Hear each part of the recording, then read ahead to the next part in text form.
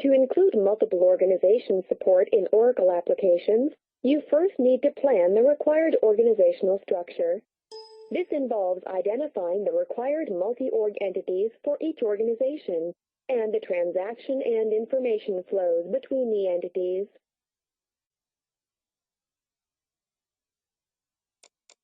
For each organization in an enterprise, you need to identify required business group, set of books, legal entity, inventory organization, balancing entity, and operating unit entities. To distinguish each operating unit you include in a multi-org system, you need to specify its tax names, price lists, customer addresses, payment terms, supplier sites, system options. To identify each entity in each organization of a multi-org model, you should use a clear naming convention. For example, each name may consist of 3 components connected by underscores.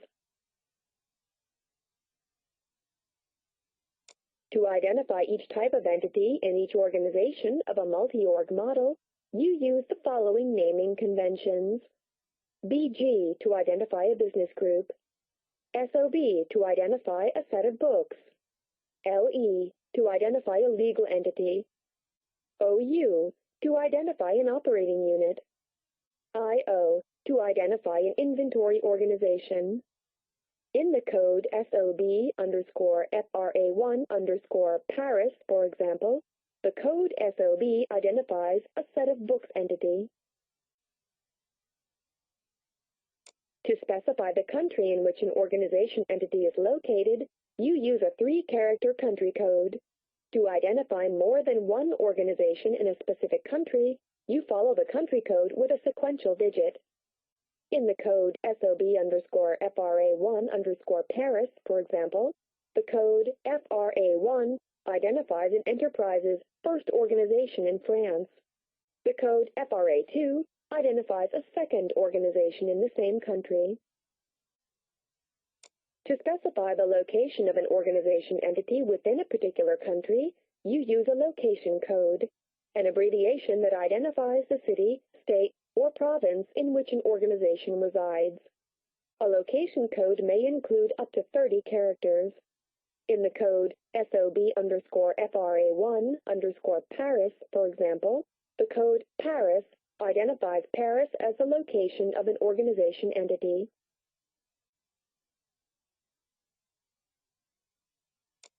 Once you've named the entities and identified their relationships in a multi-org organization model, you convert an Oracle application's implementation to a multi-org system by 1. Defining one or more operating unit entities. 2. Running the add-admin program. 3. Running the seed data replication program. Before implementing multi-org, you first need to define at least one operating unit and its relationship with other organization entities. You also need to associate responsibilities to the unit, set the MO top reporting level profile for each responsibility, and implement Oracle application products for the unit.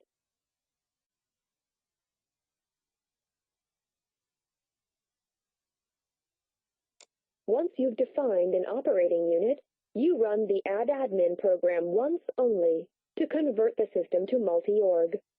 This program turns on the multi-org switch and sets the multi-org flag parameter for the system to Yes, to indicate that the system supports a multiple organization architecture. After you run the add-admin program, the seed data replication program runs automatically. It copies the Oracle application's setup data for the operating unit you've defined to the multi-org system.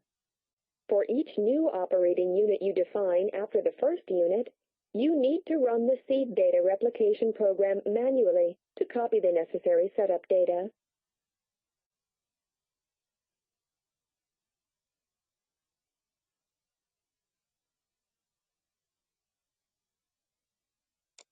Once you've created a basic organization structure in a multi-org system, you can add additional operating unit entities to the structure at any time.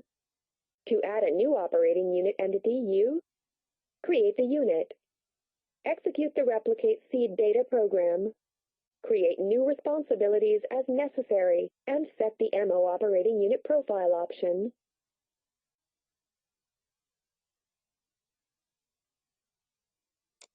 Once you've implemented a multi-org system, you can add new business organizations to it without affecting the existing organization structure and data.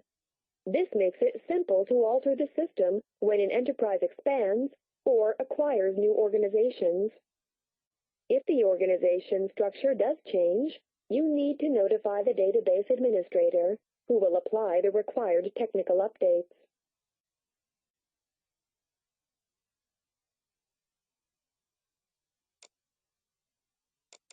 What do you need to do before implementing a multi-org system?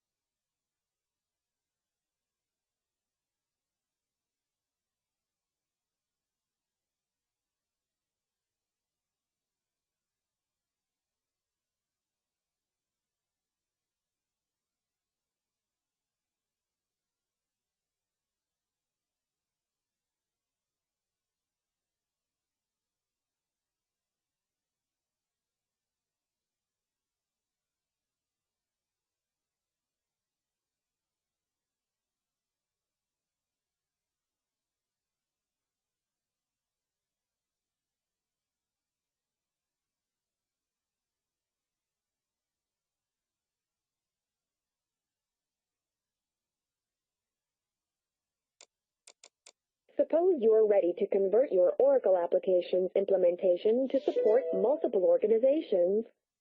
At which stage in the process do you need to run the AddAdmin program?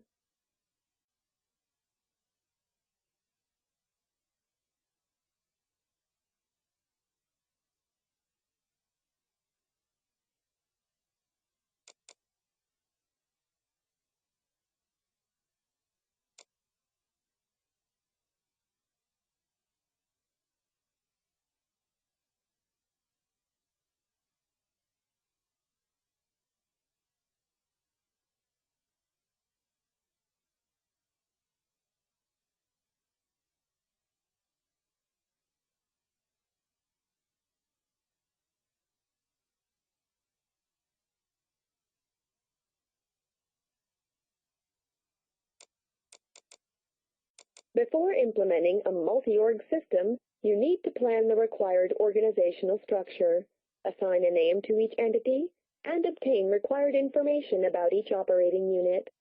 Once you've done this, you convert an Oracle application's implementation to a multi-org system by defining one or more operating unit entities, and then running the AddAdmin and Seed Data Replication programs.